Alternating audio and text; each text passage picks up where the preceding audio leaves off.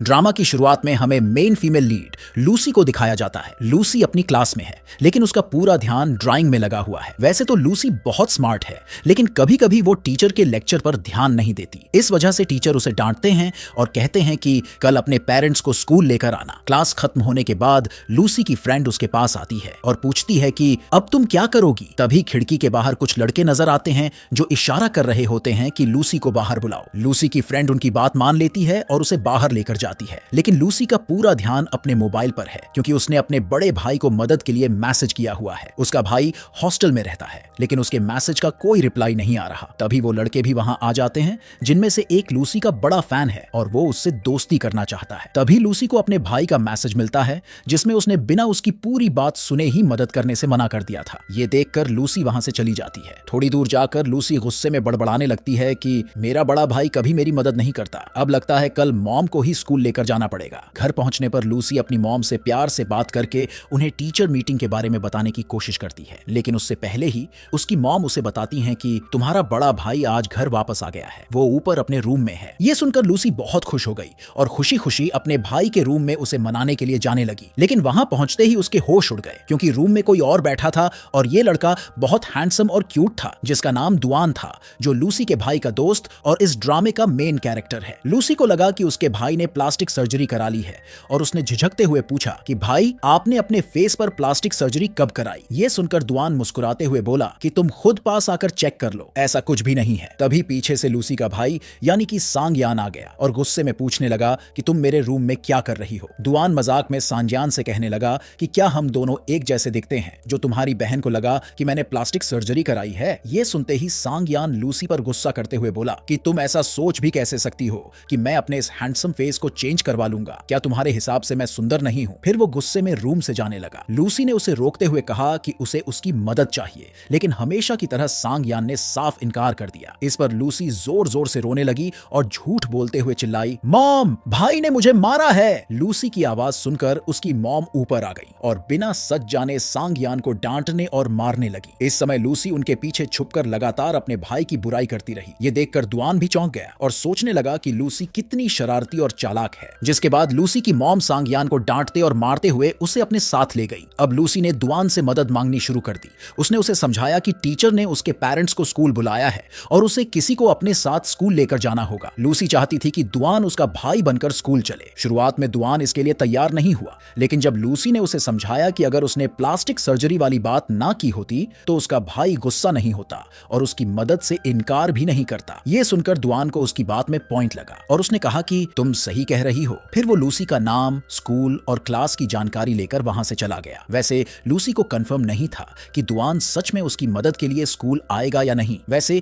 ये सब फ्लैशबैक था। अब कहानी प्रेजेंट में आ जाती है, यानी 3 साल बाद। लूसी बड़ी हो चुकी है। जैसे ही वो नीचे आती है, उसे पता चलता है कि उसका भाई सांग यान बहुत समय बाद घर लौटा है, लेकिन लूसी उससे बात नहीं करती, क्योंकि जब वो हॉस्टल में था तब वो लूसी के मैसेज का समय पर रिप्लाई नहीं देता था। फिर सांग यान उसे समझाते हुए कहता है कि प्लीज ऐसा मत करो, मैं बहुत समय बाद तुम सबसे मिलने आया हूँ, इसलिए तुम्हें मेरा वेलकम करना चाहिए। ये सुनकर लूसी अपने गुस्से को भूलकर अपने भाई का अच्छे से वेलकम करती है। इसके बाद दोनों लंच करने बैठे, जहां सांगयान ने अपने पापा से रिक्वेस्ट की, डैड क्या आप मुझे अपनी कार की चाबी दे सकते हैं, क्योंकि मुझे अपने लगेज के साथ अपने दोस्त का भी लगेज लाना है। इससे यह साफ हो गया कि सांगयान का हॉस्टल अब बदल चुका है और अब उसका हॉस्टल उनके घर के काफी करीब है। ये सुनकर लूसी समझ गई कि पक्का ये वही दोस्त होगा। उसने तुरंत कहा कि मैं भी तुम्हारा सामान उठवाने में हेल्प करूंगी, मेरा भी हक है कि तुम कम समय के लिए घर आ रहे हो तो तुम्हारे साथ थोड़ा टाइम स्पेंड करूं। सांगयान पहले तो इसके लिए बिल्कुल तैयार नहीं था, लेकिन पेरेंट्स के जोर देने पर मान गया। अब हम स्कूल के बाद का सीन देखते हैं। लूसी अपने भाई की मदद करने उसके नए हॉस्टल पहुंच चुकी है। वहां उसने सामने खड़ी कार को देखते ही पहचान लिया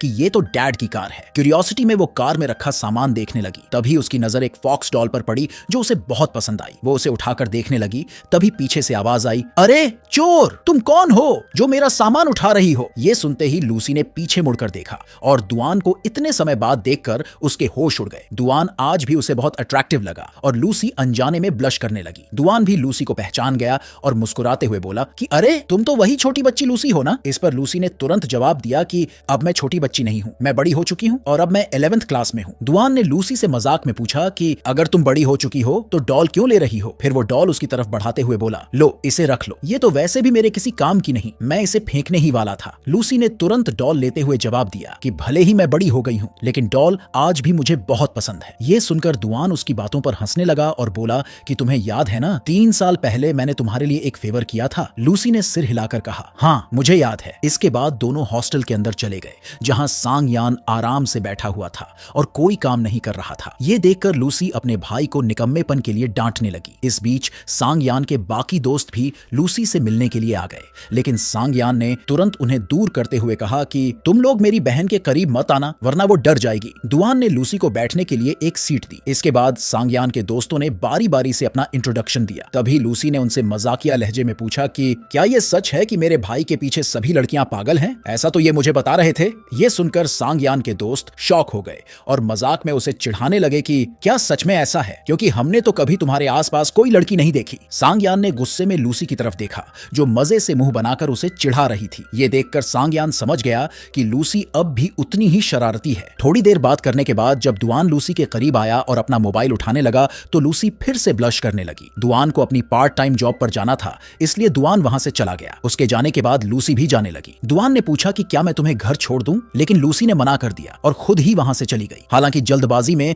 वो अपनी नोटबुक दुकान की टेबल पर भूल गई। इसके बाद हम रात का सीन देखते हैं, जहां दुआन ने लूसी के भाई के मोबाइल से लूसी को कॉल किया और उसकी नोटबुक के बारे में बताया। लूसी ने तुरंत रिक्वेस्ट की कि प्लीज मेरा होमवर्क कर दो, मुझे कल सबमिट करना है। दुआन ने मजाक में कहा कि मैं तुम्हारे भाई से बोल दूंगा कि वो तुम्हारा काम कर दे, लेकिन लूसी ने मना कर दिया और कहा कि नहीं तुम ही करो, मेरे भाई को तो अच्छे से लिखना ही नहीं आता। ये सुनकर दुआन हंसने लगा और बोला कि ठीक है, तुम सुबह 6 बजे बस स्टॉप पर मिलना, मैं तुम्हारी नोटबुक भी लेकर आऊंगा और ऐसे ही लिखवाने में मदद भी कर दूंगा। ये सुनकर लूसी बहुत खुश हो गई और मोबाइल में कई सारे अलार्म लगाकर सो गई। अगली सुबह मैक्स ड्राइवर लूसी को ठीक 6 बजे बस स्टॉप पर छोड़ गया, लेकिन दुआन अभी तक वहां नहीं पहुंचा था। फिर लूसी को वो दिन याद आने लगा जब उसने दुआन को अपने स्कूल टीचर से मिलने बुलाया था। उस दिन भी उसे काफी देर हो गई थी, लेकिन फिर भी दुआन समय पर नहीं आया था। इसलिए लूसी उदास होकर गुस्से में बस स्टॉप से जाने ही वाली थी कि अचानक गिर पड़ी। फिर जैसे ही उसने सामने देखा तो उसे दुआन दिखाई दिया। फाइनली दुआन लूसी के स्कूल आ गया था। उसने लेट आने के लिए लूसी को सॉरी कहा। रास्ते में लूसी ने दुआन को समझाया कि देखो, टीचर से कुछ भी बात मत करना, वो जो भी कहें बस सुनते रहना। दुआन ने मजाक में कहा कि कहीं तुमने स्कूल में बच्चों को तो नहीं मारा जो तुम इतनी सीरियस हो? लूसी ने उसे घूरा और दोनों टीचर के पास पहुंच गए। लूसी ने दुआन को टीचर से इंट्रोड्यूस कराया और कहा कि ये मेरे भाई हैं। ये सुनकर टीचर को यकीन ही नहीं हुआ। उन्होंने हैरानी से कहा कि क्या सच में ये इतना हैंडसम और टॉल लड़का तुम्हारा भाई है? इसके बाद ऑफिस में बैठकर टीचर ने नॉन स्टॉप लूसी की शिकायतें करनी शुरू कर दी कि लूसी वैसे तो टॉपर स्टूडेंट है, मगर लेक्चर के दौरान ध्यान ही नहीं देती। लेकिन लूसी पर इसका कोई असर नहीं हुआ, बल्कि वो तो अपने भाई को स्कूल में देखकर बेहद खुश लग रही थी। इतने में लूसी का फैन बॉय भी वहां आ गया और हैरानी से पूछने लगा कि क्या सच में ये हैंडसम लड़का तुम्हारा भाई है? लूसी ने उसे कोई जवाब नहीं दिया। वहीं दुआन ने टीचर के सामने थोड़ा लूसी को डांटना शुरू कर दिया। तुम ऐसा क्यों करती हो? घर पर तो तुम रोज टीचर की तारीफ करती हो। ये सुनकर टीचर इंप्रेस हो गए और हैरानी से बोले कि क्या सच में लूसी मेरी तारीफ करती है? इसके बाद जब लूसी ने सॉरी कहा तो टीचर ने उसे आसानी से माफ कर दिया। अब स्टोरी प्रेजेंट में आती है, जहां लूसी अब तक दुआन का इंतजार कर रही थी। तभी दुआन लूसी के लिए मिल्क की बोतल लेकर आया। इसे देखकर लूसी बहुत खुश हो गई। अगले सीन में लूसी के पेरेंट्स कहीं बाहर जाने की तैयारी कर रहे होते हैं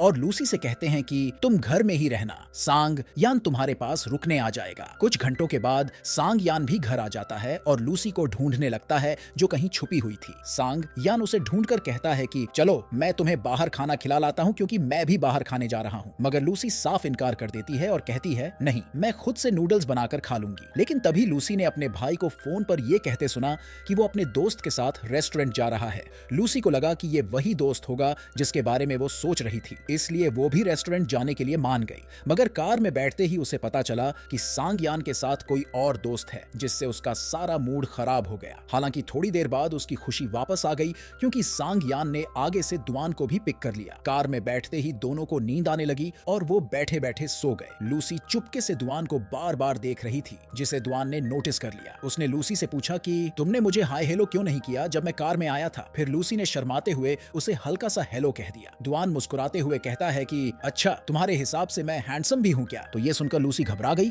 और सांग यान दुआन से मजाक बंद करने को कहने लगा। मगर जब लूसी ने कहा कि नहीं, तुम हैंडसम नहीं हो, तो दुआन मुस्कुराते हुए बोला कि अगर ऐसा है तो तुम मुझे देखकर ब्लश क्यों करती हो? उसकी ये बात सुनकर सब हैरान रह गए। सांग यान को तो अब गुस्सा भी आने लगा था, मगर उनके दूसरे दोस्त ने बात संभालते हुए कहा, अरे इसकी बातों को सीरियसली मत लो, ये ऐसा ही है, बहुत मजाक करता है। सांग सांगयान ने भी दुआन की टोन पकड़ते हुए कहा कि हाँ, ये बहुत बुरा इंसान है। लूसी भी तुरंत बोल पड़ी, हाँ, ये सच में बहुत बुरे हैं। लूसी की ये बात सुनकर दुआन और सांगयान दोनों को थोड़ा अजीब लगा और वो चुपचाप बैठ गए। फाइनली जब वो रेस्टोरेंट के बाहर पहुंचे तो लूसी कार से उतरने में हिचकिचा रही थी और बोली कि भाई, मैं आपके साथ पार्किंग लॉट तक चल रही हूँ। मगर सांगयान उसे उतारकर सीधा रेस्टोरेंट की ओर चल दिया। लूसी के चेहरे से साफ लग रहा था कि वो कुछ परेशान है और ये बात दुआन ने भी नोटिस की। उसने लूसी से पूछा कि तुम ठीक हो? तो लूसी ने हल्की सी मुस्कान के साथ कहा कि मुझे बस थोड़ा अजीब लग रहा है, इसलिए मैं वॉशरूम जा रही हूँ। अब जैसे ही लूसी वॉशरूम की तरफ जाने लगी, दुआन की नजर पड़ गई कि लूसी की स्कर्ट खराब हो चुकी है। वो बिना कुछ कहे जल्दी से लूसी के पीछे गया और उसे कवर कर लिया। लूसी ने हैरानी से दुआन की तरफ देखा जो उसकी मदद कर रहा था। और इसी सीन के साथ कहानी का पार्ट 1 यहीं पर खत्म हो जाता है।